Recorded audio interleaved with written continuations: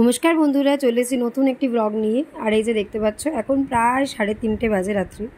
আর তোমরা বুঝতেই পারছো কিসের ব্লগ, তার কারণ আগেই আমরা পুরীর মন্দির দর্শন করেছি, সেইটার ব্লগ তোমাদের দিয়েই দিয়েছি। আর এই যে চিনি কিন্তু উঠে পড়েছে, ওকে কিন্তু একবার ডাকাতেই মোটামুটি উঠে পড়েছে।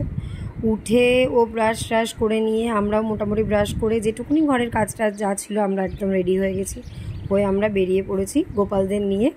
আর এই যে দেখো সামনে কিন্তু চিনির ওই যে বনু যাচ্ছে, ও কিন্তু পুরো রাস্তাটা আমাদের মানে এগোতে গেছে।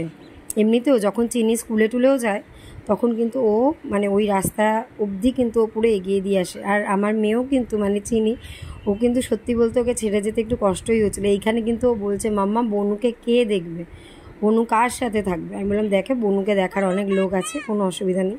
এই যে দেখো আমাদের গাড়িটা ছাড়া না অবধি কিন্তু ওই বনু কিন্তু এখানে দাঁড়িয়েছিল। আর ওই মেয়ে যে ডাকছিল ও কিন্তু কৌতূহল ভরে শুনছিল যে কোথা থেকে ডাকছে। যাই হোক, এই যে দেখো আমরা বেরিয়ে পড়েছি, রওনা দিয়ে নিয়েছি। আর সত্যি কথা বলতে অনেক দিন পর ভোরবেলা উঠলাম, ভোরবেলা মানে অনেক দিন পর আমরা সূর্য ওঠা দেখলাম। যাই হোক, ভোরের কলকাতা দেখলাম, কী যে সুন্দর লাগলো, কী যে অপূর্ব লাগলো, সে মানে বলার ভাষা নেই। আর এই যে আমরা প্রিন্সেপ ঘাট হয়ে বাবুঘাটের দিকে চলেছি। আর বহুদিন পর ভোরবেলাটা দেখেছি এরকম গঙ্গার পাড় দিয়ে, কী যে ভালো লাগছে। আস্তে আস্তে দিনে শুরু হলো, কর্মব্যস্ত দিন স্টার্ট হবে। আর ওই টাইমে তো কলকাতায় মানে প্রচণ্ড গরম ছিল। আর আমার মেয়ে কিন্তু হাওড়া ব্রিজ দেখে ভীষণ এক্সাইটেড হয়ে পড়েছে। তিনি কিন্তু বললো মাম্মাম দেখো বইতে পড়িয়েছে, আর সেই হাওড়া ব্রিজ। আর এই যে আমরা গঙ্গা পার হয়ে চলে এসেছি হাওড়া স্টেশনে। আর সামনে দেখো বন্দে ভারত দাঁড়িয়ে আছে, আর সবাই এখানে দাঁড়িয়ে আছে ফটো তোলার জন্য। এখানে আমাকেও বলছিল ফটো তোলার জন্য, কিন্তু আমি বললাম না কোনো দরকার নেই, পরে তুলে নেব। সে আমরা তুলেছি, কিন্তু পুরী স্টেশনে গিয়ে তুলেছি। এখানে তো একদম সে বন্দে ভারতের সাথে ফটো তোলার জন্য একেবারে লাইন লেগে গেছিলো। যাই হোক, এই আমরা দেখো এখানে সিটও পেয়ে গেছি, মোটামুটি ঢুকেই একদম সামনেই সিট ছিল। আর সব থেকে বড়ো কথা হলো মানে এই যে হাওড়া স্টেশন বা হাওড়া ব্রিজের ওপর দিয়ে ভোরবেলা যাওয়া, আমার পার্সোনালি ছোটোবেলার অনেক স্মৃতি মনে পড়ে যায়। মানে যেখানে আমরা ছোটোবেলায় পিসির বাড়িতে গরমের ছুটিতে গিয়ে থাকতাম, আর কত মজা করতাম, 20-21 দিন ধরে থেকে আসতাম ছোটো পিসির বাড়িতে। আর খুব আমি এটা বলছিলাম আমার হাজব্যান্ডকে, মানে চিনির বাবাইকে। যাই হোক, এই যে দেখো ওরা কিন্তু মানে অন্বেষা আর চিনি কিন্তু একই সিটে দুজনে প্রায় অনেকক্ষণই বসেছিল। আর সব থেকে ইম্পর্টেন্ট কী বলো তো, ঘুরতে গেলে তোমার যদি পার্টনার ঠিক না হয় তুমি কিন্তু ঘুরে সেই মজাটা পাবে না। আর এই যে উত্তম দ্বারা, এই যে রিম্পা, এবারে কাকুও আমাদের মানে রিম্পার বাবা মানে কাকুও আমাদের সাথে গিয়েছিল। তো এই যে পার্টনারটা, আমরা কিন্তু ওদের সাথে অনেকগুলো ট্রিপ করেছি মোটামুটি। উত্তমদা হচ্ছে চিনির বাবাইয়ের অফিস কলিগ, দাদাই অ্যাকচুয়ালি, অফিস কলিগের থেকেও বেশি দাদাই বলতে পারে। তো ওনাদের ফ্যামিলি আমাদের ফ্যামিলি, আমরা কিন্তু বেশ কয়েকটা ট্রিপ করি। আমাদের কিন্তু মানে কি বলবো, আমাদের আন্ডারস্ট্যান্ডিংটা খুব ভালো, ওই জন্য হয়তো খুব প্রবলেম খুব একটা হয় না। ওই জন্য বলছি যে ট্রিপে একটা ঠিক পার্টনার থাকা সব থেকে বেশি ইম্পর্ট্যান্ট হয়। যাই হোক, এই যে দেখলে প্রথমেই আমাদের বন্দে ভারতে জল দিয়ে দিয়েছিল, তারপর নিউজ পেপার দিয়েছিল, তারপরে হচ্ছে তোমার টি কিট দিয়ে দিয়েছিল, আর তার সঙ্গে গরম জল দিয়েছিল। চিনি কিন্তু আমাকে আর রিম্পাকে চাও বানিয়ে দিয়েছে এখানে। আর এই যে দেখো ব্রেকফাস্টও দিয়ে দিয়েছে তার প্রায় আধ ঘন্টা মধ্যেই। আর এই যে ব্রেকফাস্টে কিন্তু অনেক কিছুই ছিল, ব্রেড ছিল, বাটার ছিল, জ্যাম ছিল, তারপরে একটা ফ্রুট জুস টাইপের ছিল, মাফিন ছিল, আর তার সঙ্গে ভেজিস দিয়ে আর তোমার ফ্রেঞ্চ ফ্রাইজ দিয়ে অমলেট ছিল। আমরা সবাই খেয়ে দিয়ে নিয়েছি। এবার চিনি বলছে যে কেন গোপাল দাদাদের নিয়েছো, গোপাল দাদা একটুখানি বাইরে দেখবে না কেন, তুমি একটুখানি গোপাল দাদাদের বাইরে দেখাও বলে সে তো একেবারে আমাকে বললো নাবাতেই হবে। যাই হোক, গোপালকে নাবিয়ে এই যে দেখো সবাইকে দেখালো। আমাদের সাথে এবার বড়, মেজো, সেজো, ছোটো, 4টে গোপালই ছিল। আর পাশে যারা আমাদের কো প্যাসেঞ্জার ছিলেন তারা কিন্তু খুব দেখে এক্সাইটেড হয়ে পড়েছিল।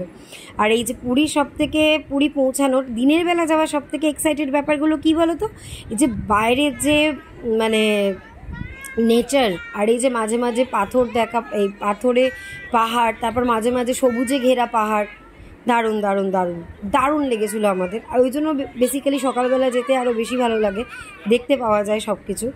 যাই হোক, এই যে দেখো আমরা কিন্তু প্রায় পুরী স্টেশনের দিকে পৌঁছেছি, কিন্তু আমাদের প্ল্যাটফর্ম পেতে দেরি হয়েছিল। আর এই যে দেখো একটা ছোট্ট বনু পেয়ে গেছে কিন্তু চিনি, তার মধ্যে ওর সাথে কিন্তু অনেকক্ষণ গল্প করেছে।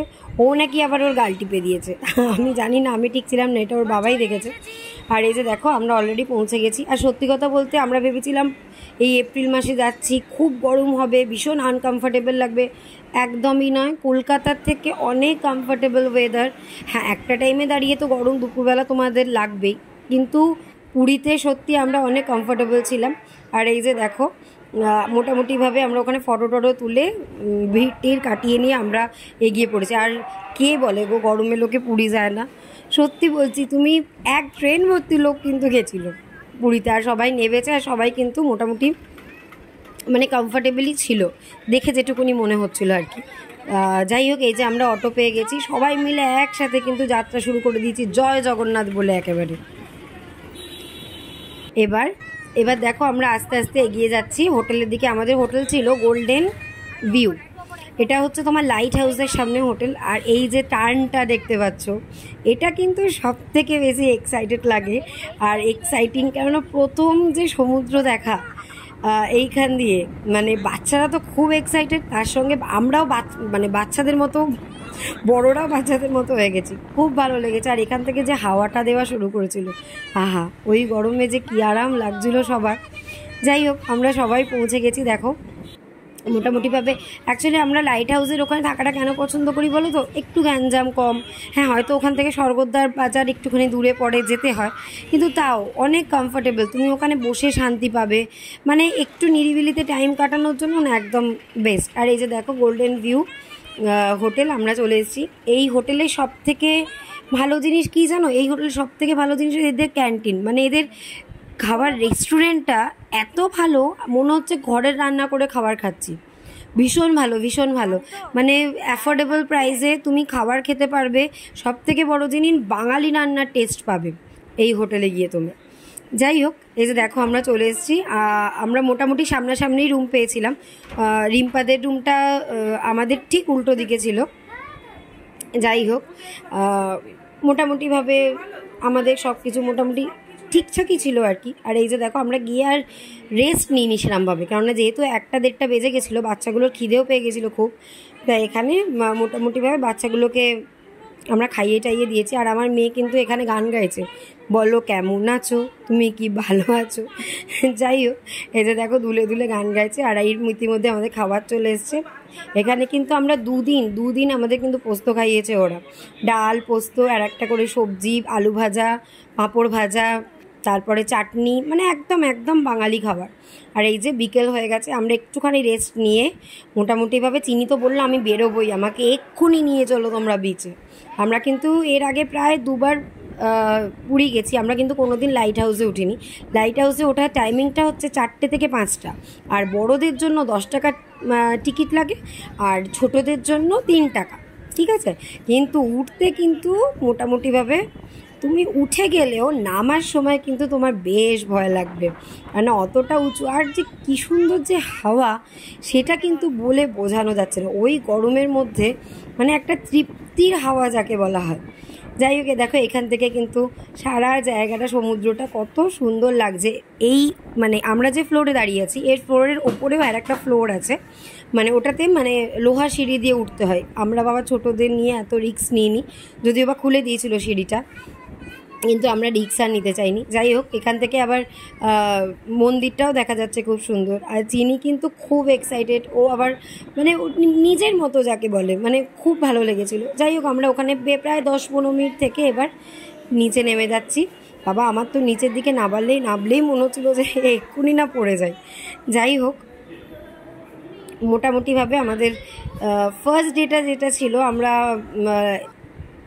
পৌঁছে খেয়ে দিয়ে নিয়ে প্রথমেই আগে আমরা মানে স্নান টান করে রেডি হয়ে লাইট হাউসে চলে এসেছিলাম। তারপর ওখান থেকে কিন্তু আমরা সোজা চলে গেছিলাম মন্দিরে। আমরা কিন্তু কোনো দিকে তাকাইনি, আমরা কিন্তু মন্দিরে গেছি। মন্দিরে মানে এখন এই মুহূর্তে রাতের যে ভিউটা, ওটা যে কত সুন্দর সেটা বলে বোঝানো যাবে না। আর এই যে দেখো অন্বেষা আর চিনি দুজনে মিলে খেলছে। আর এই যে আমরা তার মধ্যে কিন্তু সি বিচেও চলে এসেছি, মানে ওরা পাগল করে দিচ্ছিলো আমাদের সি বিচে আসার জন্য, যে চলো মাম্মাম চলো বাবা একটু সি বিচে যাবো। তা ওখানে গিয়ে আমি আর সেদিনটা গা ভেজাইনি, ওরা মোটামুটি সবাই গাটা একটু একটু করে ভিজিয়ে নিয়েছিল। তারপরে ওর বাবাই ওকে ইয়েতে নিয়ে গিয়ে রুমে নিয়ে গিয়ে উত্তম দাও অন্বেষাকে নিয়ে গিয়ে ওরা চেঞ্জ করে এসেছিলো সব কিছু।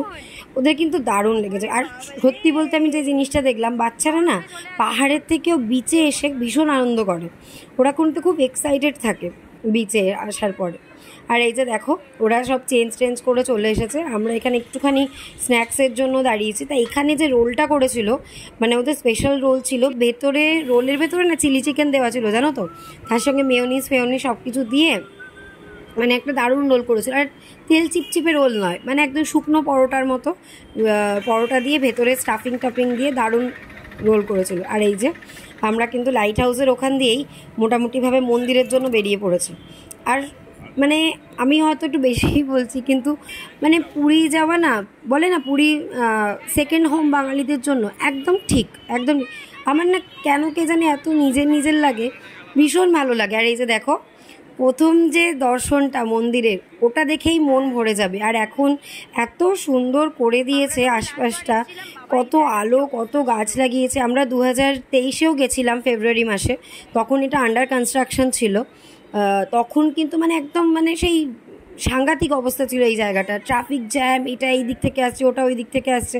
কিন্তু এখন যখন কনস্ট্রাকশন হয়ে গেছে, মানে এত সুন্দর পরিবেশটা লাগছে কি বলবো। আমরা পশ্চিম দুয়ারে এসেছিলাম, প্রথমে পশ্চিম দুয়ার থেকে তারপর দক্ষিণ দুয়ার থেকে তারপরে এই যে দেখো আমরা চলে এসেছি পূর্ব দুয়ারে, মানে মুখ্য দুয়ারে। আর দেখতে থাকো, সঙ্গে থাকো। আজকের মতো ব্লগটা এখানেই শেষ করছি।